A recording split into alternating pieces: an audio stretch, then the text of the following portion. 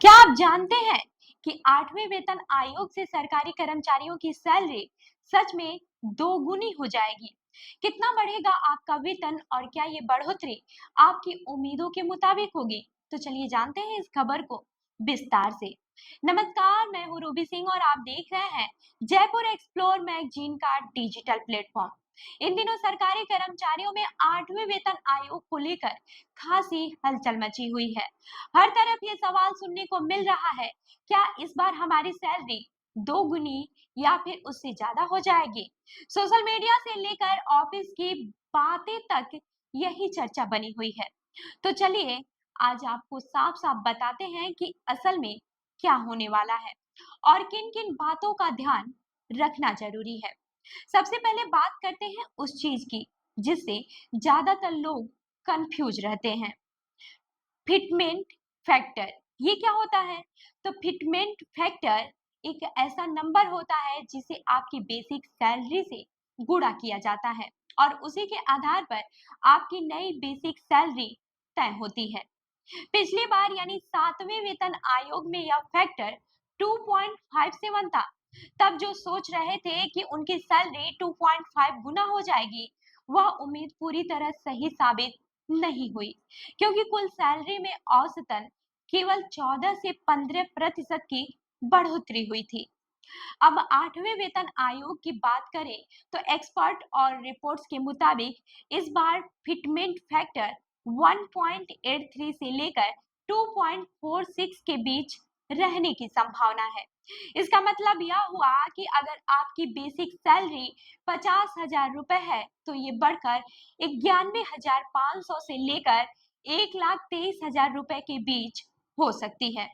सुनने में तो ये बड़ा बढ़िया लगता है, लेकिन असल में ये आपकी पूरी सैलरी का हिसाब नहीं है। दरअसल जब 8वां वेतन आयोग लागू होगा तो महंगाई भत्ते यानी कि डीए को आपकी बेसिक सैलरी में जोड़कर फिर से रीसेट किया जाएगा। मतलब सिर्फ बेसिक पे बढ़ाने से बाकी भत्तों की गणना भी नए बेसिक पे के हिसाब से होगी। इसका असर ये होगा कि आपकी कुल सैलरी में ज्यादा बड़ा अंतर नहीं आएगा।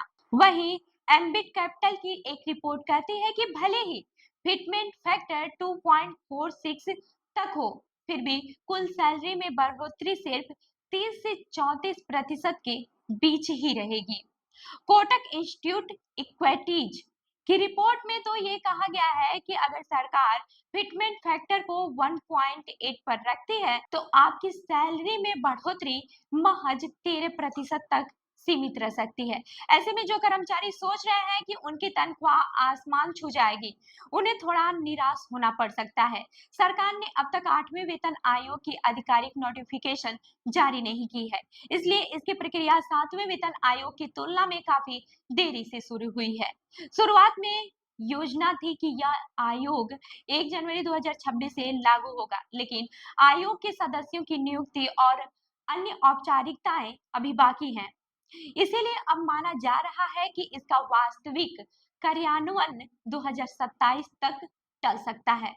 तो जाहिर है कि इस बार वेतन बढ़ोतरी का मामला उतना सरल नहीं है जितना लोगों को लग रहा है। दोगुनी या फिर ढाई गुनी सैलरी की उम्मीद रखना फिलहाल मुश्किल है, लेकिन उम्मीद यह जरूर की जा सकती है कि सरकार कर्मचारियों की सैलरी में बढ़ोतरी जरूर करेगी। हालांकि वह बढ़ोतरी फिलहाल 30 से 35% के आसपास ही रहेगी। इसलिए अगर आप भी सरकारी कर्मचारी हैं तो धैर्य रखें और अफवाहों से बचें। जब भी कोई नई जानकारी आएगी, हम आपको समय-समय पर अपडेट करते रहेंगे।